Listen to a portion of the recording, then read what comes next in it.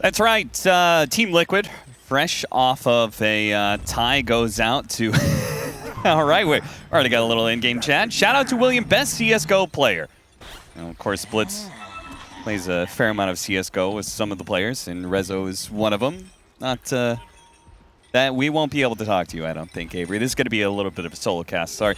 The Avery's mic has died randomly, so you guys are going to enjoy a cap solo cast for just a couple minutes. We're going to get everything squared away here pretty soon. But yeah, Liquid, of course, going 1-1 with 9 Pandas, now matched up against an Eastern European team who's doing even better in BetBoom. So we'll see whether or not Liquid's going to be able to bounce back and deal with a BetBoom that seems to be just full of steam moving forward here. Very interesting drafts coming on both sides here. We got the Venomancer and Necrophos, so a lot of damage over time, while at the same time, Liquid, they've got a lineup that plays these longer team fights pretty well. The Alchemist regen coming in. Of course, the Slark likes to be able to play in and out of team fights constantly.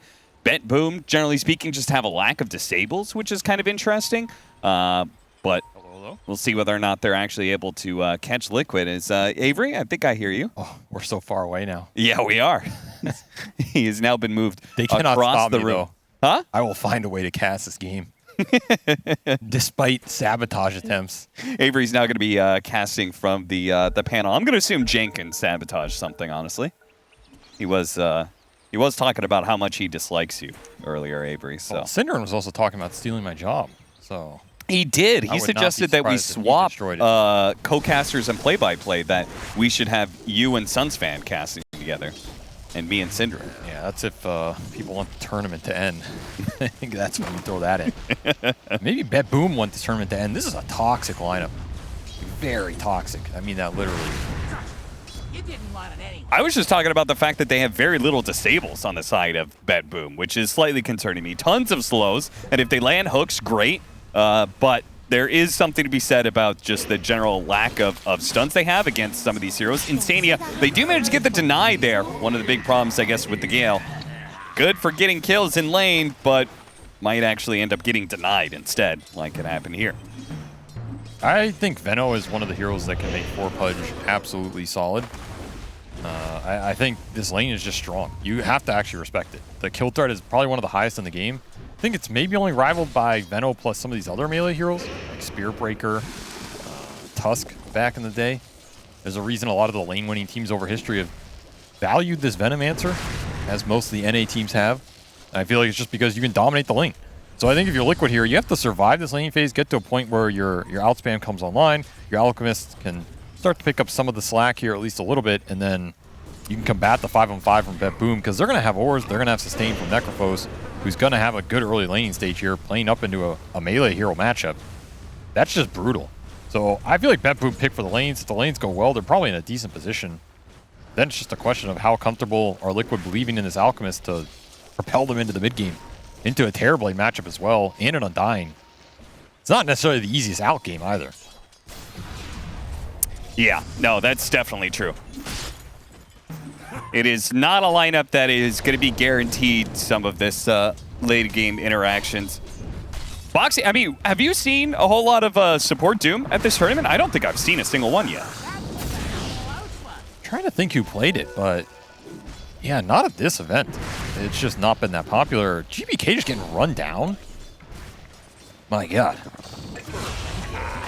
Ooh, the first blood will be elsewhere, though.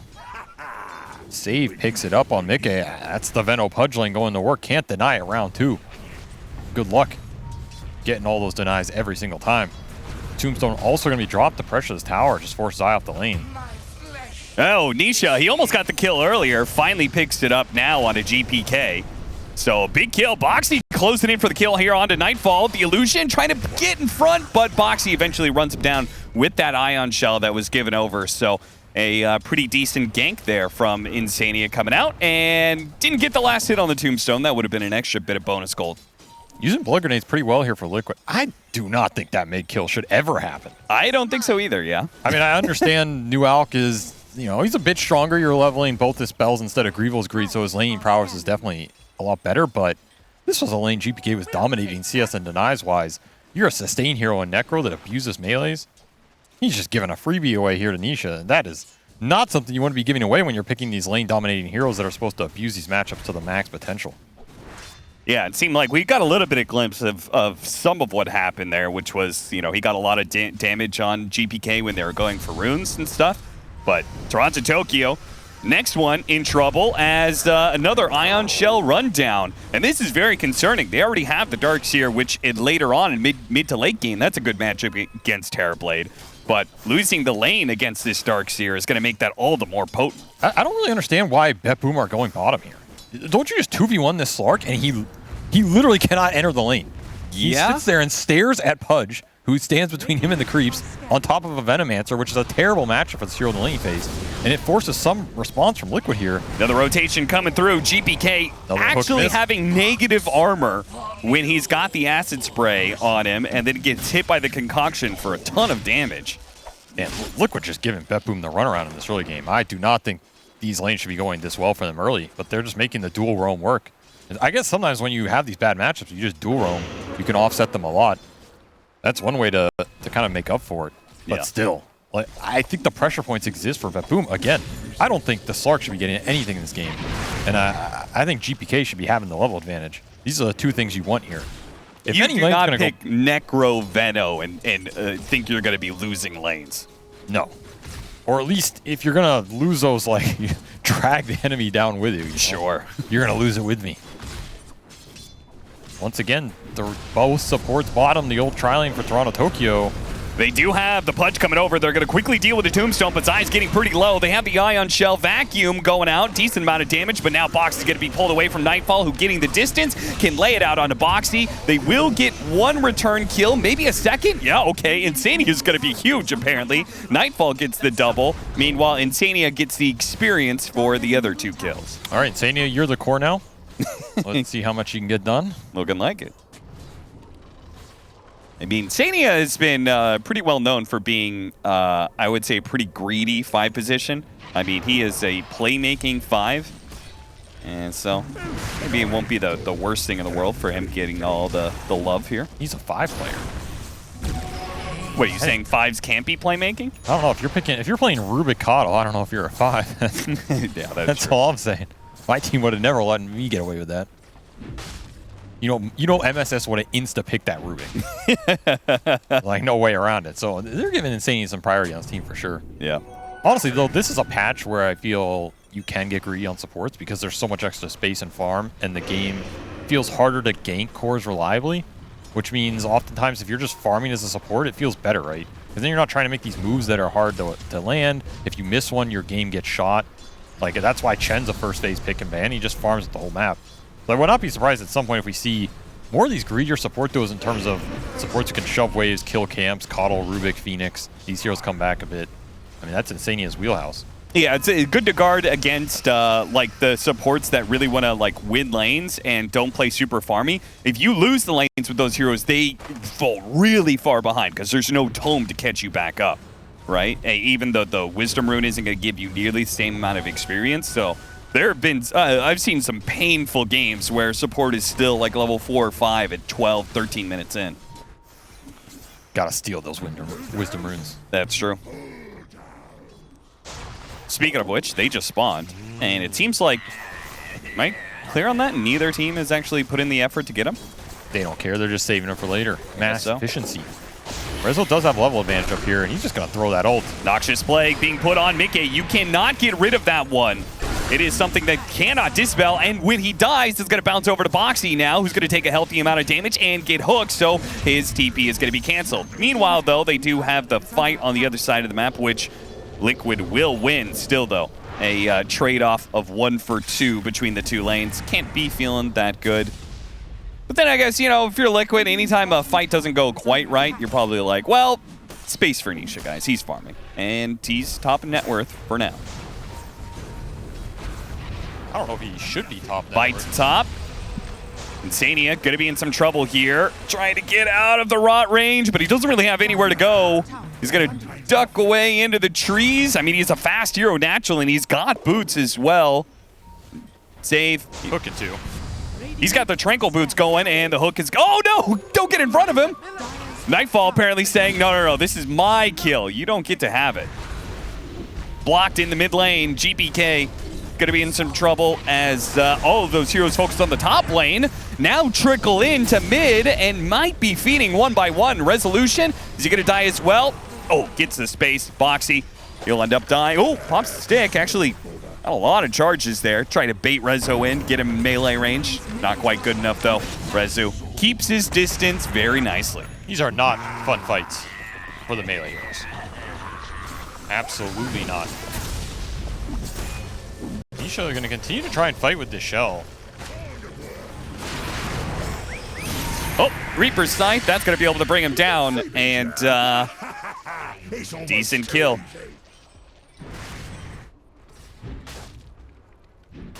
All right. And, well, let's see where we are in this game. I mean, Veno's at the top. What do you have to say about that, Cap? I know you're a Veno hater. Welcome to the future. I thought Veno was bad last patch. He was bad last patch. Now he's good. Can't do anything against his hero. Can't do anything against his ult. You're not going to be able to do anything against his auras. You're not going to be able to do anything against his net worth. Slark has no goddamn game. What's your answer? Well, I mean, part of the problem is going to be... I want it now. I want the answer exactly now. Noxious Plague, you can't get rid of that through Dark Pack. That is a big problem. Especially since it does percentage-based damage. What a weird game, honestly. Yeah. Very strange game. I feel like Liquid just didn't have answers to the lanes. They tried to make up for it, but you can only do it for so much. Now you have this weird position where Boxy's your 3, Zai's your 4, Mickey's your 5, and Insania's your 2. He's the 2, and yeah, Nisha's the 1. Know. You're right. Nisha's just there. Everybody's role is different. Who is who in this game? All I know is Nisha's probably got to come up big, right? If you're going to come back in this game. Yeah. And they're not insanely far behind, but it's going to feel rough going into the mid game because you have a decent level disparity, and I worry about how many of these Liquid heroes are going to need jungle to come back in this game, which means you're going to give a lot of space to BetBoom here, and they're going to hit a pretty decent mid game time between their two supports being tanky with Tombstone, Decay, the ult, as well as just if you get the fast items, you get some save or utility out between the Pudge and the Undying. Then all of a sudden, these big cores who are going to run at you and force objectives become even scarier. GPK just going Radiance? That is a bold Radiance. Especially given the way that he's been getting ganked over and over again. Hook, going to be off the mark here. Nisha trying to run him down. He's going to stun himself. No hook for another 9 seconds. But we'll get the flows on him. And Nisha, Spirit Vessel as well. Yeah, that's definitely a big kill. All right, so immediately get the charges back on that Vessel. Resolution very happy with that item pickup. He's so farm. Just having an absolutely free game here. And he has the heroes that can play around him and back him up. GPK also went for this early Blade Mail before that Radiance. Pretty interesting itemization here since Liquid kind of just have uncontrollable damage to an extent. Yeah. Like Darkseer Shell, Skywrath ult. Alchemist, if he wants to man up on you during his ult duration, kind of has to just commit. Weirdly enough, he was also had an armor problem, which you wouldn't normally say about Necrophos, but though a lot of those early deaths were with some armor issues there, as Insania is going to be found. That's the 2 position. The 2. Oh, no. Is he the 2? Not anymore. Not anymore. He's fallen from grace. Do you like this new Necro Shard? You were playing around with it.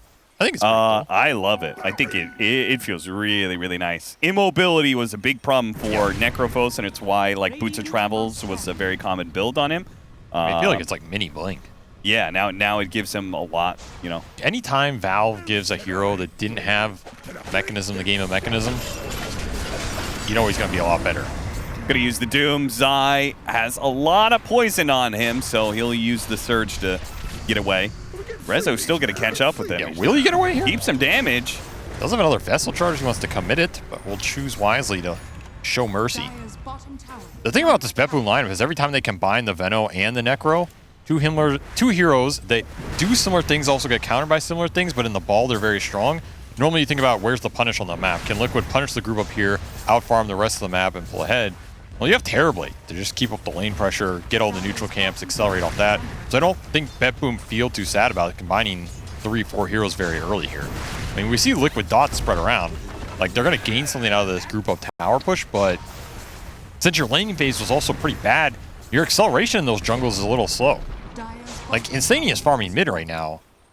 I mean, this is nice, but this just means you have a lot of cores in the jungle. The jungle is efficient. I guess Alk makes pretty good use of it. Also, part of this advantage is they're grouping up, and that costs them an experience, but the Wisdom Rune's about to spawn. So they're going to take that away from Liquid, which kind of makes up for them grouping up as 3 right now. Or 4. Depends who gets it. And it looks like Toronto Tokyo is going to be the one to take it. Mickey does get it on the other side of the map. Start TPing in. There goes that Noxious Plague. Insania very easily brought down.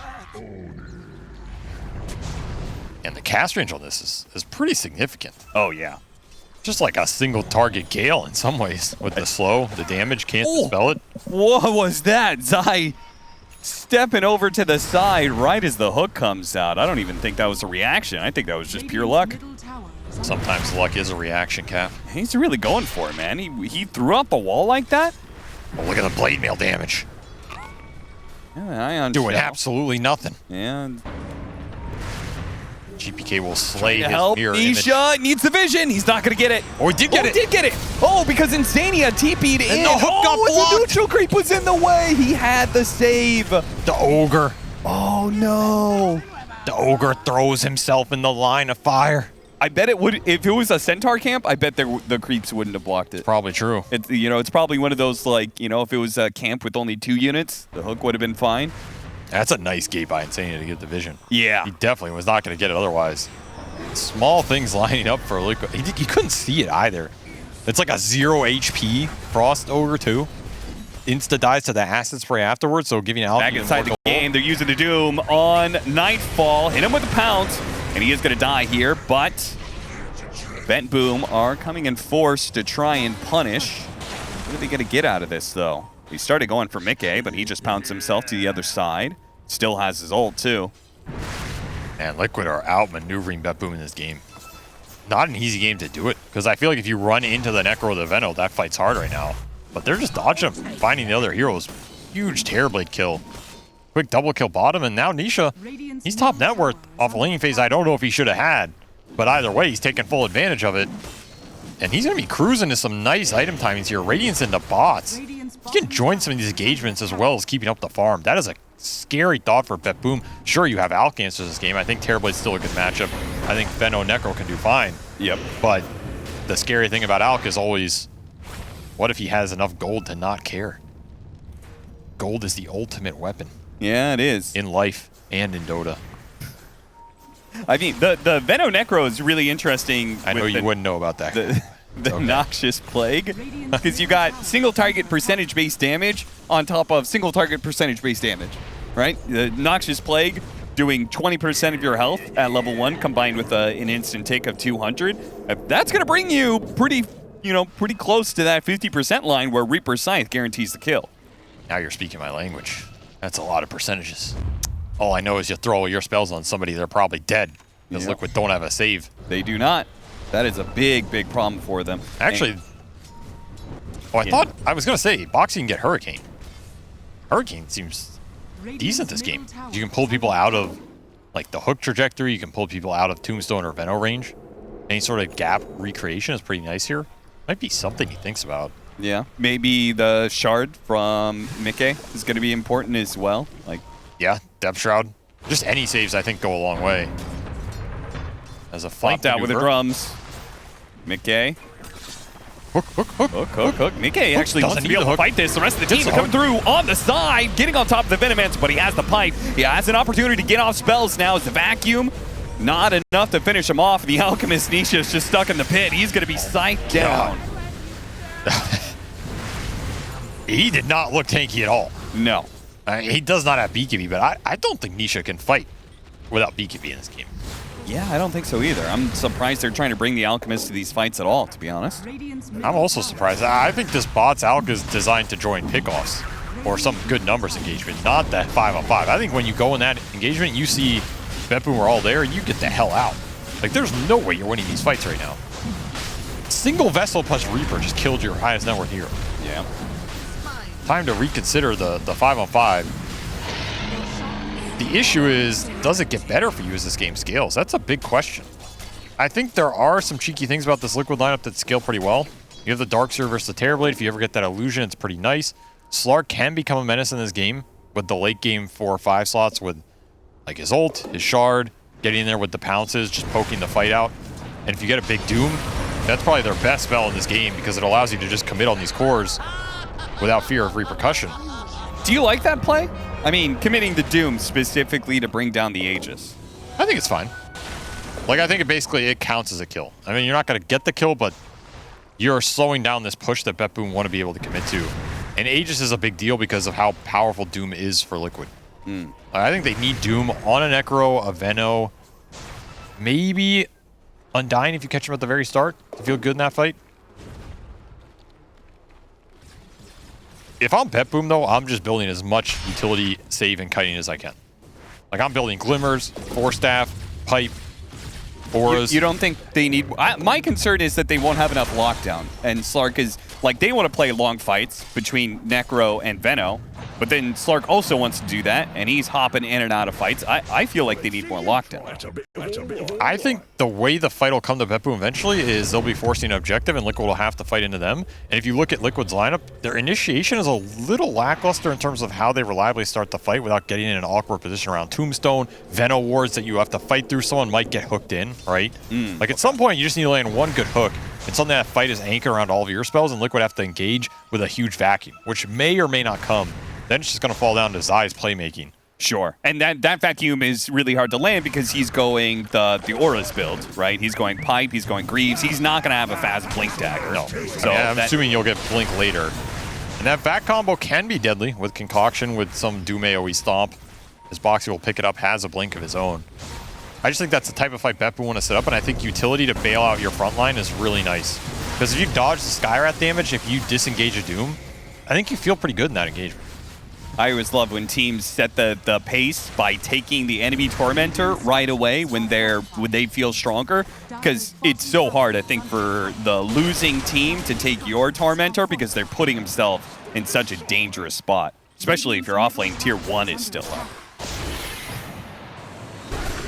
There's that Noxious Plague going out. This is so annoying for Slark. Yeah, it slows him down a lot. He is going to be okay, though. I'm assuming Save got that shard, right? Oh, they went for it. There's the Blink Dagger reveal. Tried to go for the fast kill onto Toronto Tokyo, and they got him. So that's the Blink Dagger usage. Got a 5 position. Not the highest value, but it's something. And Save, by the way, did get the Aghanim shard. So now we have a save mechanism for BetBoom. Save with the save. Kind of needs the Blink to make it useful in this game, because I think the burst is very fast. Sure. But once you get that, it's going to be annoying. Yeah, I guess but they actually have... ooh, that was a close call. The Pudge and the Undying in that regard. Pretty interesting. And they're just massing the utility. Force Staff for Toronto Tokyo. Glimmer already up for Save. That said, I feel like this is one of the periods where Liquid can look to strike back, because they're closing in on Nisha's BKB. Super important for Out being able to commit in the fights. And they have some decent items. Like, you have Ags on Slark, he has Mage Slayer completed as well. And then Zai has your Auras, and Insania did get an entire Vessel on this 2 position, as we were calling it, Skywrath Mage. So, you have some significant damage and some anti-heal that can come through. You can find the right target with a Doom, which I still think is Veno or Necro here. I think you're decently happy with that fight as long as you get a big vacuum. Second one went over to Toronto Tokyo. So now we've got both the saves on the supports. I think Toronto Tokyo's reliving his core days here. Maybe a little bit. Yeah, all I can think about is the Pudge is going to eat somebody, and then the Tombstone's going to save the Pudge, and then there's going to be 2 people inside the Tombstone together. Let's get them all inside.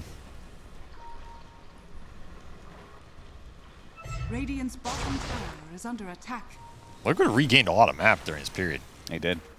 And they still have a gold lead in this game, even though I felt like BetBoom have been favored in these fights. Not necessarily been able to find them. And these are the pickups Nisha is happy to join every time. BetBoom are definitely going to have to think long and hard about where they want to play on the map, because I think that the pickoff game is going to be what could kill their game right now. Because they feel strong, and it feels like they can just go out there and take objectives, but the map is a problem right now. And the thing is, you have Boxy becoming this 4th core. Like, you look at this chart, he's going to out-farm your other two supports here on BetBoom, as well as Alchemist, GPM off the Grievous. So Liquid have multiple mechanisms to inflate this net worth. Sometimes a double-edged sword, depending on what you can do with it. But I don't think you're happy trading farm if you're BetBoom, especially in a period where your team fight feels stronger. Yeah. You're just missing a lot of opportunity here. Maybe the large map causing them problems with their limited catch. Like, who actually starts fights for BetBoom? I think it's you force objectives, but forcing objectives doesn't necessarily feel that good if you're just trading versus two higher GPM heroes. And one way to combat that is going Boots of Travels, but neither Veno or Necrophos went to bots, which is a very popular item right now. It was popular on both of these heroes in previous patches. I mean, you know, Rezo's going for the auras, so understandably he has Arcane Boots, wants to be able to go Greaves and such, but I kind of feel like these treads on GPK, I'm not sure if I'm a fan. I mean, looking at how this game's played out, I think you really would have liked the bots on the Necro here so we can join Save, because it doesn't feel like Save can set up anything. I mean, he will buy out his Blink here, tank a Doom, so maybe when he respawns after this, it's time to make a play. No Doom, and you have that Initiator. But damn, you gave Liquid a lot of room in this game. They're up 6K now. Greaves finished for Zai. Team fight of their own is starting to become a little scary for you. Smoking back the other direction. The Doom is on cooldown, but they still have the Mystic Flare here from Insania, so if they blink stun, Centaur stun. Mystic Flare, that could easily blow up another hero. Looking for the Fine. Got him on the wall. They can vacuum him back in as well.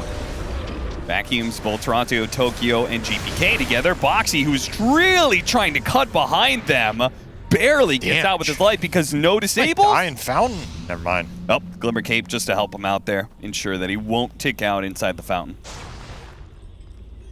That was pretty bold move there, though, from Boxy. I mean, it works out, right? Yes. You get the whole response from BetBoom here. A lot of spells wasted, and you're not losing anything on the map because you have this out going to work. Yeah, Nisha's pushing out the top lane as we speak. And he could come through the portal and join in a fight if Liquid tries to take one. Oh, got him after the Dark Pact. They do manage to stop that with a silence, and he double pounces away, so even if he's slowed, hook through the, yeah, that bridge is a death sentence against Pudge. Yeah, I don't know if you're dodging that one. Rough. I think Insania knows it too. Need to pull your stomach in. Radiant's top tower is Suck under it up. attack. Dire's So bottom Pudge tower Blink, is under let him attack. set a little bit up here. This is where you gotta snowball more. Yeah, they really got to get a little bit more. He goes for the blind hook. Does not find him. Keep in mind, we have Depth Shroud up for Mickey early. Choosing to opt for the ability to maybe save one of his other two cores if they get grabbed. Limited stuns for BetBoom, so it should be pretty reliable here. Yeah, you had Hook Dismember as kind of your only hard stuns, and both of those, well, especially the Dismember. Those are your only stuns outside of Reaper. Yep. Too bad you can't put enemies in the Tombstone. That'd be kind of cool. I want to see. I want to see a side device for GPK. I think they need that. I mean, you want to see too much for this guy. I mean, he still has pretty good net worth. Radiant's top tower You wanted to is see under bots. attack. You wanted to see sight. That sounds like you just think he built all the wrong items here. Maybe I do. What of it? Oh, yeah? I think he'll have a quick word with you after this game. I mean, he is the pro player. He knows much better than I do. But Maybe he watches your cast and says, I'm this guy's entitled to cast my all the wrong wrong opinion. things. How would you feel about that? Radiant's top tower is under attack. you know what? If he wants to flame my cast, I welcome it. You know, Dire's maybe I could learn something. I can assure you he probably has. Don't worry. Yeah, I feel like most players probably have. Well, he will finish up BKB. So now he's negating a decent amount of liquid damage. If he gets it off before Doom, that's pretty nice. He can probably just walk it off. Ooh, Mass TPing back. They gonna go for a smoke up, run for a team fight. This might surprise Liquid. It's just all on save. He has to hit something here.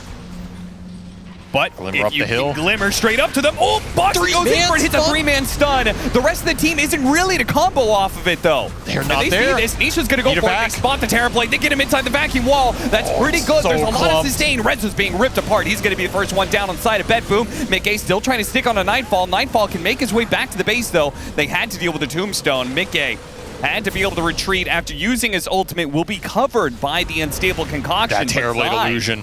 with these illusions, wants to keep it going. Mickey's going to ensure that they can at least grab the Undying before the other two get through the gate.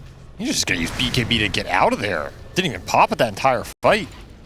Back wall is just too nasty. There's way too much confusion. I don't even know what's going on in this fight. And we're looking top down.